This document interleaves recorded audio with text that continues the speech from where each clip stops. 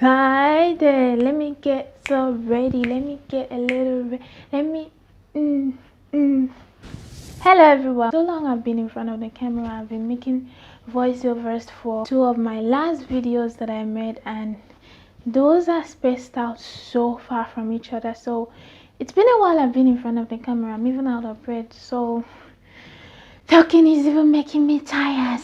2021 is about to come to an end, and I have watched so many films this year. I am here to rank it from the best to the least. The tier starts from the bottom, where I say no comments. The fifth one is what does this say about me? I don't know, I guess it's something. The third one is maybe I loved it. Second one is the thrill was there. Yeah, it was. Obviously the first one, immaculate, incredible, amazing. Let's start from the shows that I think I remember watching at the very early part of the year. Record of Youth. I remember watching Record of Youth because of the actor. I've also seen him in other shows that I've watched and enjoyed, so I was like, okay, let's give this a try. I will put it in maybe I loved it. I did enjoy this show so much at the beginning of it because the emotions were so real that you would sympathize with the male character, considering that he's an aspiring actor and there is this bias or this unfairness where his friend is from a richer family, he's from a struggling family, and he's trying to prove himself, also going back to a family that does not really appreciate you or what you're doing. The romantic side of the drama was that they created two characters that felt so much that they could understand whatever situation that was bound to happen to them, even though they didn't know the uncertainty that it holds.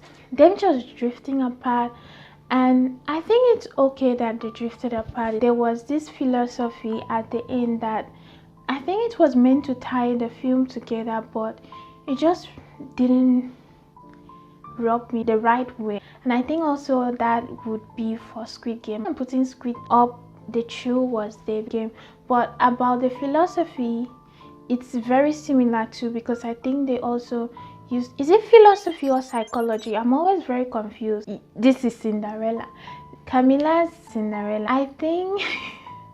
I don't know, I guess it was something.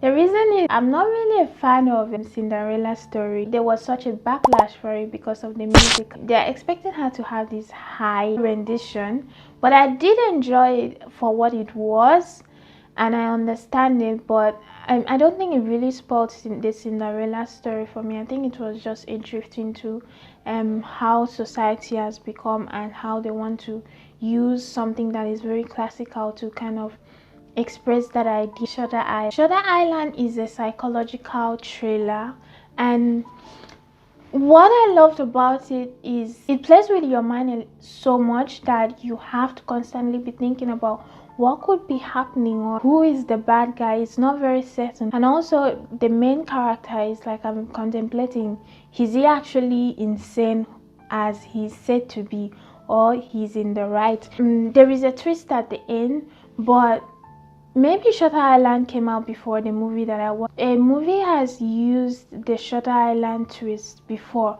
so it was not necessarily a shock to me, because one of the recommendations that I had before watching the show was it has a twist, and I was looking forward to the twist, and I've seen the twist in a movie before. So Cruella. So Cruella is basically a revenge story. Is it a villain's, what's this thing I keep saying on the internet? A villain's origin story, you dumbhead. Okay, Silence.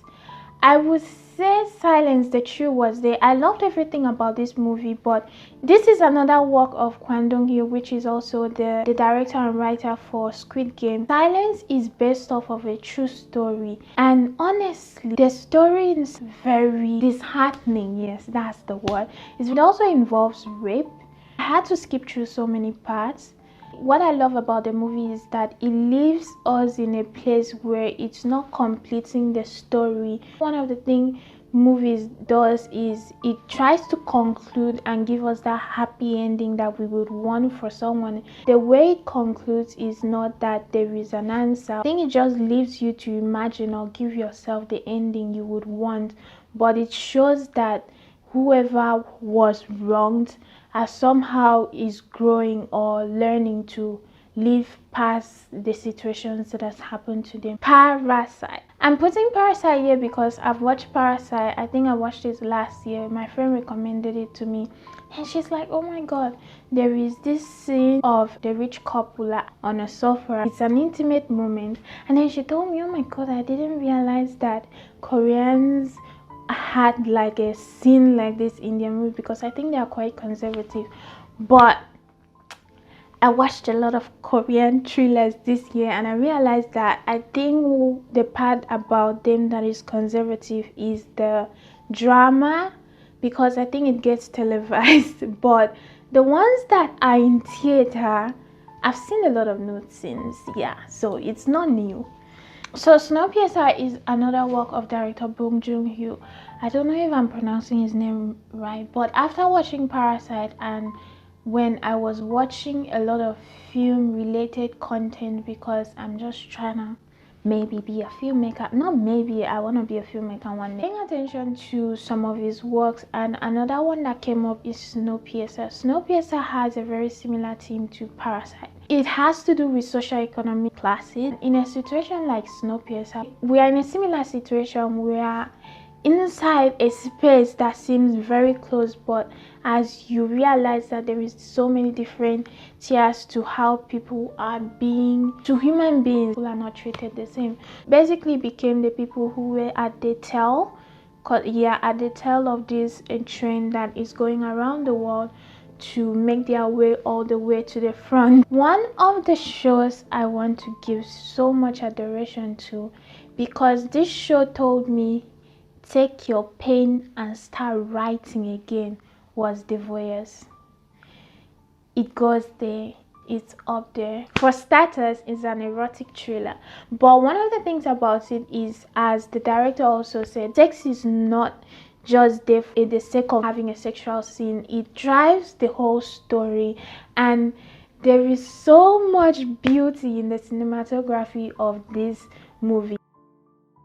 Voyeurs is one of my top movies watched this year. I do not want to spoil the whole plot of the movie by telling you what happens, but a couple that starts giving into the idea of another person's relationship, it gets to a point where they overstep their boundary, and obviously when you overstep your boundary, what happens? Things are about to change, and it's such a trip. And talking about well-written shows, let's talk about The Great. Season 2 of The Great, which is a TV series that kind of uses the background of ancient Russia to evaluate the lifestyle of the royalty, should I say the nobles.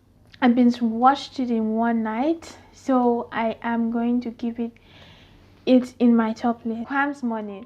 This is one of the Nigerian movies that I watched this year. It's comedy and it's very funny. It makes me laugh. Yes, I love it, but I kept finding fault in it. I think the story is great, but there is so much little issue, the execution of how the movie was made. And one of the things about the plot twist is that I also watched another movie from this same production company setup, and they made the twist.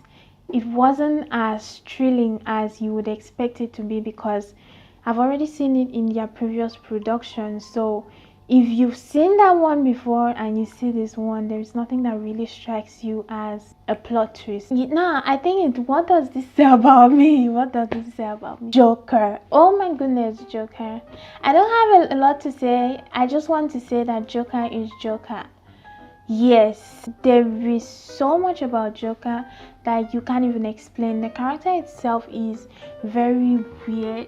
Joker, this is my first time watching Joker. I've never watched Joker, but I've always seen it in the media, and it's one of those movies that people do talk about. But I ended up watching Joker because people keep talking about how great of a movie it is, and I ended up watching it, and it really was good. Smart Money Woman is about finances. It brings the whole idea of finances into a layman's idea, and also reflects into our own life on some of the money choices that we would be making. I think this came in such a right time for me, but I think I have gotten around to understanding money, finances, investment, whatever. The dude in me is I don't know if I should bring it down. Maybe I loved it.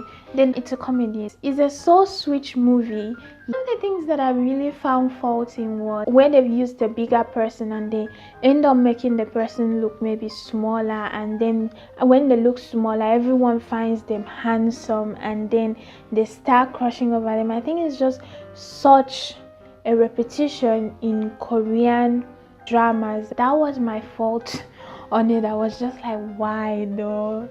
Why? Because I did think that the bigger actor did a great job, but I think the switch is important in the story. My first Thai drama, Boy for Rent. It's sweet, it's thrilling, romantic. It makes you want to fantasize about how you would meet a random stranger and fall in love, but it's like makes you laugh anyway. This one is called Army of Thieves.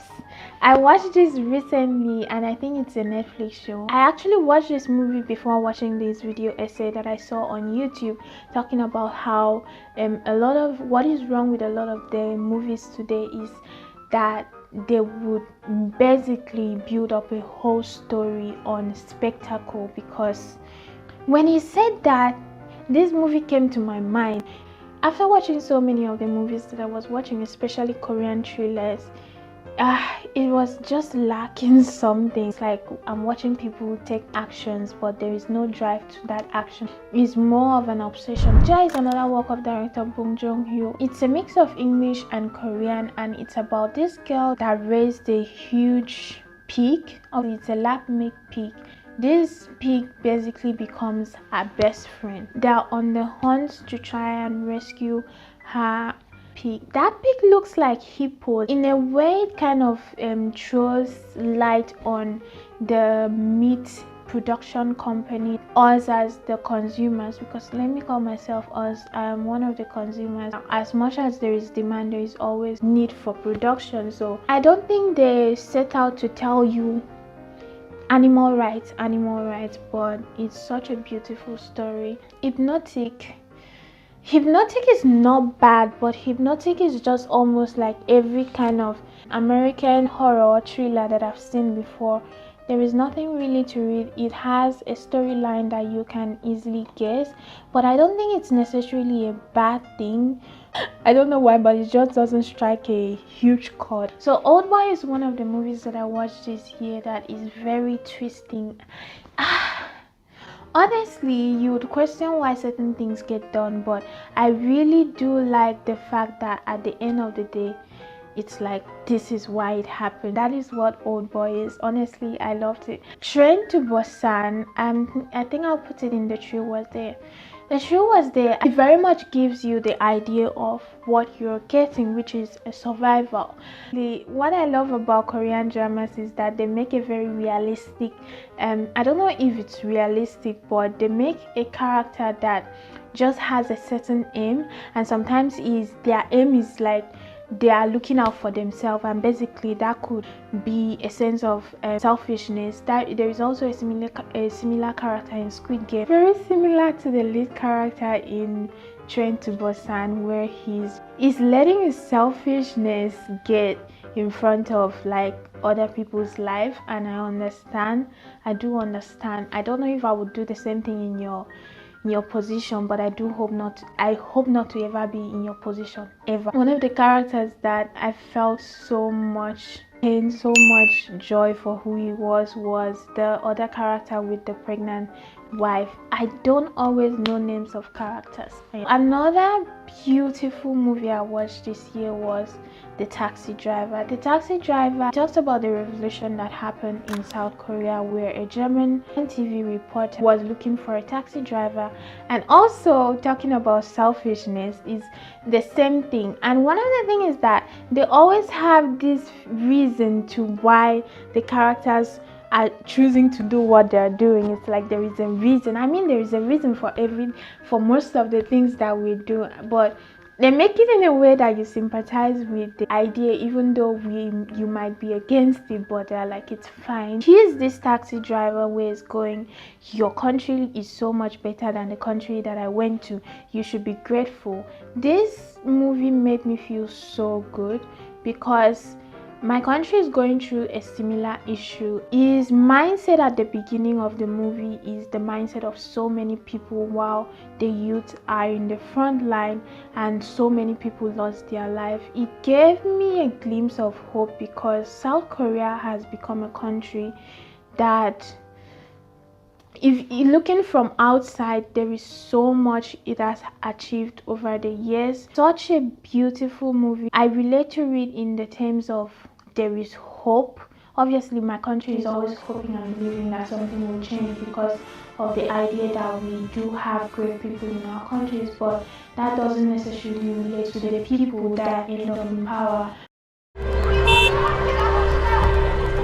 야, 똥간 좀 지나갑시다. 에, 뉴스요, 뉴스. 아, 우리 소식을 알리겠다고. 기자야, 기자. Memories of Mother. Memories of Mother, I think. No, yeah, I love this movie. It was so good. Memories of Mother is another work of director Bong Joon-ho. I really slaughtered this man's name, but I went on a hunting spree to look for every movie he made. I don't think I went on to look for every movie he made, but one of the recommendations of his movies was Memories of Mother, and this is also based on a true event, but it's inspired by true events, but it's not depicting the whole story. I also felt like it gave an open ending because at the time this case was not solved. I actually saw a documentary on a serial killer that had a pattern to how he was killing women. It structures the life of 3 detectives as they go on trying to find answers, and there are so many innocent people who get caught up in this case and trying to prove themselves. Mother is another very beautiful movie that I watched this year. I'm going to put it at the top because I don't know why. I'm not going to idolize what she did, but I understand. Why do I have to understand everything? There is one thing I learned this year is that do not put your emotions on any of the characters. If you do, you will sometimes end up hating a story that is so beautiful because one of the characters is just as upsetting as human beings in real life. But there's this love that mothers have for their children that they would do so much for them. She has just a very weird child, and there is this scene at the end where she goes to meet someone in prison. This whole movie, we've seen her try to solve the case to get her son vindicated of a crime that she believes her son did not commit, that her son is innocent. And when she goes to prison, when the police tell her, oh, we found a suspect, your son is ready to be released. When she went in there, she sat in front of this guy and she asked, do you have a mother, or something like that? I think it's along those lines. And he said no. And you understand that feeling because there is this whole journey where you see what a mother would do for their child.